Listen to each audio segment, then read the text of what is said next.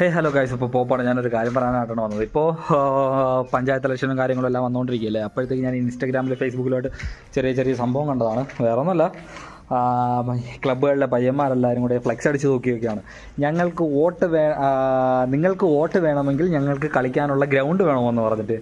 അത് നല്ല സൂപ്പർ പരിപാടിയായിട്ടുണ്ട് കേട്ടോ. കാരണം ഇപ്പോൾ എല്ലാവരും റൂമിൻ്റെ അതിരുന്ന് ഫ്രീ ഫയർ കളി, പബ്ജി കളി. അയ്യോ, അങ്ങനെ അപമാനിച്ചതല്ല.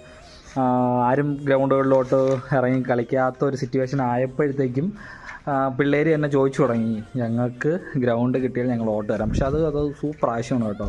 കാരണം അങ്ങനെ ഗ്രൗണ്ടിലൊക്കെ ഇറങ്ങി ഫുട്ബോളും ക്രിക്കറ്റും കളിച്ച് കഴിഞ്ഞാൽ എന്ത് കളി കഴിഞ്ഞാലും നമുക്ക് ഈ ഡ്രഗ്സ് എന്ന് പറയുന്ന ഒരു സാധനത്തിലോട്ട് പോകാതെ നമുക്ക് എന്താ ഒരു സ്പോർട്സ് രീതിയിൽ പോവാം.